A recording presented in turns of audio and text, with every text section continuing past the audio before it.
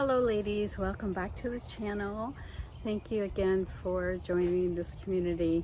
I want to invite you to travel along with me on this journey of seeking more of a minimalistic lifestyle, to declutter, to buy less items, to live more simply, and to join me on this interview with a Mennonite woman and how she grew up, and to give you some insight on how living simply can be joyful, and give you some ideas of how she grew up, and kind of inspire us all to live more simply and joyfully. So I hope you enjoy this audio interview. Just listen along, and hopefully it will inspire you and bring some joy listening along. So thanks again for joining this community, and I hope you enjoy this interview and the future videos to come along with in the future of this series with Mennonite women, and how they manage their money, and how they grow their own food and can their own food, and just raise their families and live simply. So hope you enjoy. Okay, we're good. Okay, Carla, thank you so much for joining me for this interview. And so Carla is a Mennonite woman, and she grew up number 9 of a family of 9 children. So you're the last, and I'm the last of number 6 in my family. So I always like to say they save the best for last. So I didn't even know that you were the youngest in your family. Yeah, so we're in the same club, the babies of the family. So I want to say thanks again, but I have so many questions, and the reason I wanted to do this interview is so many people asked me about the Mennonite community, and the focus of this interview is to help highlight how Mennonite women manage money, and how we can share information that can inspire and motivate other women, how they can save money and really stretch their dollars, and ways that you do it can inspire other women. So let's if we can go back and to your childhood, because you were the youngest. So, Sure. And Mennonite women are really good about taking their dollars and stretching them, and really making them grow. So everybody knows I love shopping at yard sales versus retail. And I know you do as well. Yeah. So growing up, well, we know that Mennonite women, you do make your own clothes. But for children, so when the children are small, you do buy clothes at thrift stores and yard sales. Definitely. But yeah, like Mom probably never would have gone and actually bought new clothing at Boscov's, unless maybe for little boys' Sunday pants and shirt or something like that. But for me, well, because we wear dresses pretty much from little on up, my dresses were often ones that were worn by so I had there were 7 girls in the family, and a lot of my dresses were probably worn by lots of my sisters before me. I used to feel like I never got any new dresses because we just hand them down from one person to the next. Oh, okay.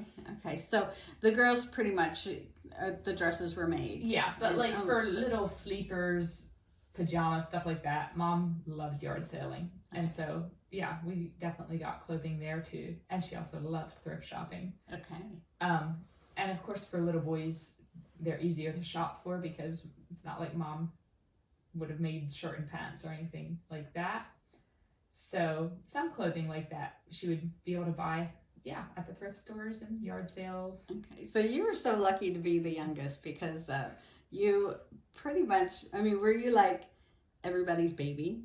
I think probably, although of course I thought that wasn't fair that everyone else could do things I couldn't do yet. But I know that my older sisters would say that they were as much my mom as Mom was in some ways. Yeah. I don't actually even remember my oldest sister at home because she was married. By the time I remember, I think she got married when I was 3. Okay. Okay.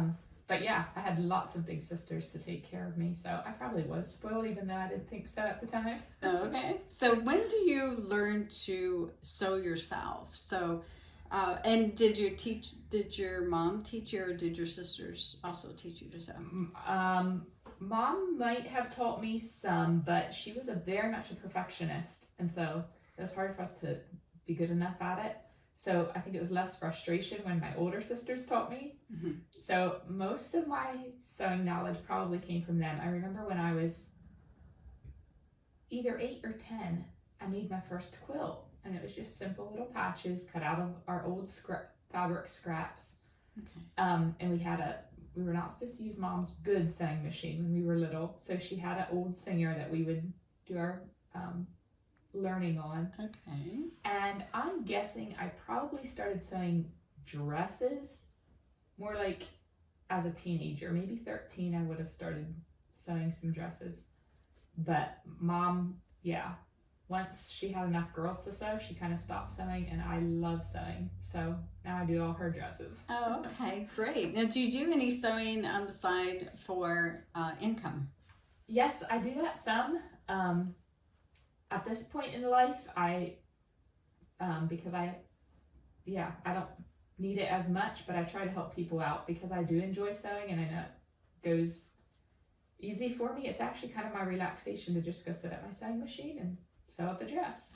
Okay, great. Very therapeutic. I know Oh, some yeah. people find that in cooking as well. Absolutely. Yeah. For me, it's more sewing than cooking. Oh, okay. So, well, what about cooking? So when did you learn to cook when you were younger? That was very gradual also. I would say probably my older sisters learned younger than I did because Mom needed them, and then when they were around, they just did the cooking.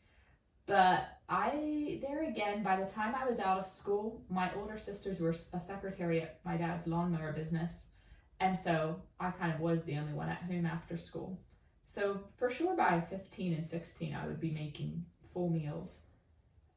Before that, sure, stir this up for me, bake these cookies, smaller things. But I would say probably about the time I was out of 10th grade was when I started being more taking charge of meals. Okay. All right, great. So, wow, speaking of meals, that big family, so there was a lot of cooking going on. So now, 9 kids, they're all married. So you have one child, but your siblings have a lot of children. So when you guys get together for a family gathering, there's a lot of food and a lot of people. Yeah. How do you manage? So our family gatherings now are probably around 70 people, and we usually split it up. Like, this sister's going to take care of this course. She's going to do the hot vegetable. This person's going to do a pasta. And so, yeah, or we will all kind of volunteer that I'll take care of this part. And so when you're just making one dish for that many people, it doesn't seem like a big deal. Not nearly like making the whole meal. Okay. Then again, I have a sister-in-law that just cooking is her joy and delight, and she would love to make a whole meal for 70 people. Yeah. So That's great to have. Not me, but that's great to have someone like that in the family. Yes. Oh, definitely. But that's good that you're organized like that. Yeah. So did you guys have a big garden? Oh, yeah. Growing up? Okay. Yep, we always did a lot of gardening. Mm-hmm. So my dad is 80 and he still likes to garden. We always had our basics: corn, beans, potatoes, peas, and then all the lettuce and spinach and red beets and carrots, a little bit of everything kind of. Yeah. And there was lots of us children to have to do all the weeding. Yeah. Maintain the garden. And what about canning? Yeah, so corn for sure. That wasn't canned, of course, but we would blanch it and freeze it. We'd have big corn days. Sometimes we would combine it with other families from church where we would get together and do our corn days together. And, put 80 bags in the freezer, and that lasts you till the next year. But green beans we always canned. That was so simple. I still, that's one thing that goes so fast, especially if you don't mind pressure canning, which is what Mom always did. I know some people are really scared of pressure canners, but having grown up with it and kind of learned the safety rules, it doesn't really scare me to use the pressure canner. Yeah. Now explain the other form of canning. What is that called? Like a hot water bath. Yeah. That's where, you just put your jars in a a lot of hot water and boil them, which takes a lot longer because they're not under pressure. Mhm. So, yeah, if you have all day to watch your kettles, it's fine. But if you're doing 50 quarts, it's just going to take a lot longer than pressure canning. Yeah. Yeah. What are the best things to, because there's certain things you can't do, like meat, you can't do. We pressure can those. Oh, okay. Yeah, That like has- chicken, we would get, so there again, we had our own chickens, and we would have a butchering day, maybe twice a year or so. Okay. And then we would can lots of chicken. Okay. And that was so handy because you pull it out and it's ready to go right into a casserole or, yeah. Very resourceful. So what about eating out? Because a lot of people have asked me, like, how do the Mennonite families, like, manage their money? And my answer was, well, they don't go out to eat dinner. You know, a lot of people in society, that's their regular, to go out to eat on Friday nights. And I'm like, well, they don't spend a lot of money eating out. And now, especially as the years go on, restaurant food gets more and more expensive. Do you all eat out at restaurants? So growing up, I remember I could probably count on my one hand how many times I ate out. Like, it was pretty much non-existent.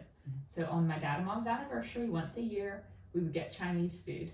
But my mom did not like, she never felt at home when she wasn't around her kitchen table. And so we would go get the food and bring it to our house, and then we would have a Chinese meal, and that was such a highlight because we never did this.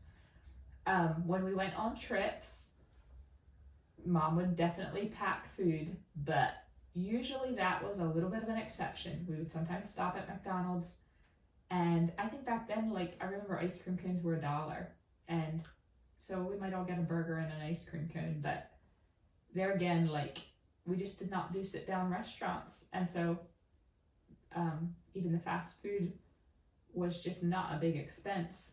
And that was what was so special about a trip, because we just hardly ever did this. Yeah, but it made it special, but you never felt deprived because it wasn't. We didn't know life any other way, and my mom could make really good food. So Yeah. It wasn't like we were just living on, I might have felt deprived if we were living on, frozen boxed food from. Yeah, if your food at home wasn't delicious. Yeah. Yeah, and I think in society now that everybody is moving at such a fast, hurried pace. Yes. That when they go to a restaurant and get a good sit-down meal, it's so much better than the rushed at-home atmosphere that they gravitate toward that. And but and I realized that working moms, the last thing they feel like doing is coming home and making a big and the meal. prep too. They don't have time for the prep, and therefore they gravitate toward the fast food or the convenient food or the restaurant takeout. So growing up, that was pretty special the way you grew up. You think? Yeah, I definitely do. I still like to garden. And do you still quilt? Oh, I love quilting. Yes. Yeah, I don't ever get enough of that. But pretty much all of us children made a quilt for ourselves when we were teenagers. And then we made another one usually before we got married. And then Mom would always make us a quilt out of our wedding fabrics as a keepsake. Amazing. And so anyway, we always have these special quilts. And then my mom has made one for all of her 55 grandchildren when they're born too. Oh, that's amazing. 55 grandchildren. Well, I love your mother. I do. I know. I love your mother. And so thank you so much for sharing this with us. Any other tips you can give everyone watching and listening? Because everyone's so interested, and they ask me all the time, like, how do they save so much money or manage their money? And it's just the simple things that you do that make a difference. And I've mentioned before when they say, I said, well, they don't eat out so much, and they don't buy unnecessary things, and they shop at yard sales. Any other tips? Well, one thing that's just kind of a funny side note, I don't know how much people spend on wax paper, but my mom would always wash out the cereal bags when they were empty. and fold up the wax paper and put it in the cupboard. And then on baking days, when we needed something to put our cookies on, she pulled out all these cereal bags and laid them out flat, and that was a way to reuse those. Oh, good and then you never had to wash them because then we could junk them. Mm-hmm. Oh, good tips. Reusing aluminum pans and things. Oh yeah, very much so. Like if you get a pie crust, she would save that aluminum pan and maybe make a gift and pass it along that way. I think another big thing is just the sharing around among ourselves. Like if my child outgrows this dress, then I'll find someone else from church that could use it. Yeah, sharing of resources. That's another thing that's really good. Yeah. Oh, one last thing. What about gifts? Like for holidays, a lot of, because of the commercialism of the holidays, and everybody has the pressure of buying gifts at their work and their coworkers and their relatives and extended and their neighbors and so forth, and the pressure in society. What about gifts in the Mennonite community? Do you buy gifts for your church friends and your family members? So Christmas gifts is really not a thing. My dad actually felt pretty strongly about that because he felt like it was taking the focus off of Jesus and putting it on, getting all stressed out about gifts. So Christmas gifts were totally non-existent, not a thing. And even at church, nobody does Christmas gifts. The time we would really celebrate is someone's birthday. And at home, that was a big event. You looked forward to your birthday for a long time, and it always felt like we were very well celebrated. We always got our own cake.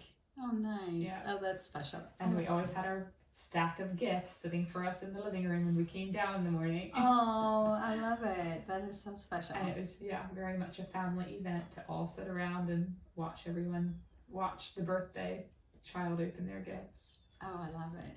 Oh, I love that. That means a lot. That means a lot. Well, thank you so much for sharing that. And thank you for this time. Absolutely. I appreciate everything. Okay, thank you so much. Ladies, thank you again for listening to this audio interview with my friend Carla, who is a Mennonite woman, number 9 of 9 children, growing up in a Mennonite family, sharing her story with us of how she grew up and how she lives a simple life. It kind of reignited my motivation to live more simply, and which is my goal. So I hope it has inspired you also to live on less and to save more money. And I appreciate you watching my series of interviews and videos that I'm creating to help motivate and inspire you to live on less, and just remind you to try something new. Start where you are with what you have. Thanks again for watching the video. Subscribe, hit that notification bell so you don't miss my next video, and I appreciate you being part of my community here, helping this channel grow, and appreciate you always. Catch you on the next video. Thanks.